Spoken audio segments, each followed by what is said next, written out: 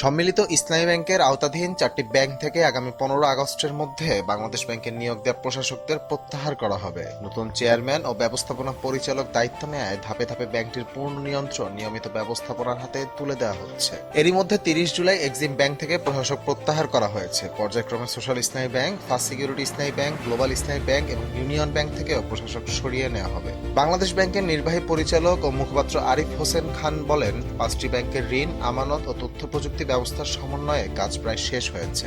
Chairman ও ব্যবস্থাপনা পরিচালক নিয়মিত দায়িত্ব পালন করছেন, তাই প্রশাসকদের দায়িত্ব অব্যাহত রাখার কোনো প্রয়োজন নেই। তবে প্রযুক্তিগত একীভূতকরণের কাজ এখনো শেষ হয়নি। কোর ব্যাংকিং সফটওয়্যার, তথ্য প্রযুক্তি অবকাঠামো এবং আন্তর্জাতিক লেনদেনের নষ্ট অ্যাকাউন্টের সমন্বয় সম্পন্ন হওয়ার পর পুরো কার্যক্রম সম্মিলিত ইসলামী ব্যাংকের নামে পরিচালিত হবে।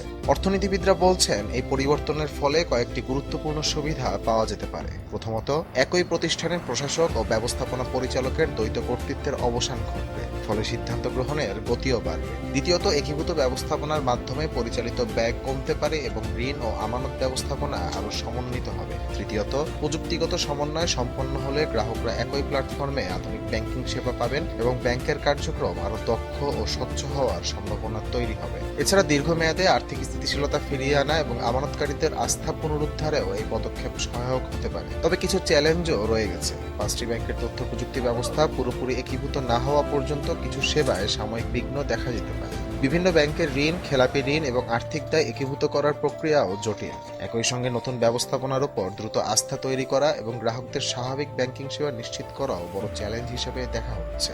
প্রযুক্তিগত সমন্বয় বিলম্বিত হলে সেবার মানেও সাময়িক প্রভাব পড়তে পারে।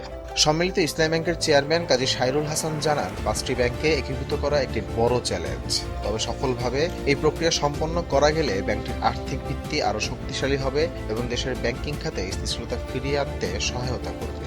উল্লেখ্য, আমানতকারীদের অর্থ ফেরত দিতে ব্যর্থ হওয়ায় সৃষ্ট আর্থিক সংকট মোকাবিলায় অন্তর্বর্তী সরকার এক্সিম ব্যাংক, সোশ্যাল ইসলামী ব্যাংক, ফার্স্ট সিকিউরিটি ইসলামী ব্যাংক, গ্লোবাল ইসলামী ব্যাংক ও ইউনিয়ন ব্যাংককে একীভূত করে সম্মিলিত ইসলামী ব্যাংক গঠন করে।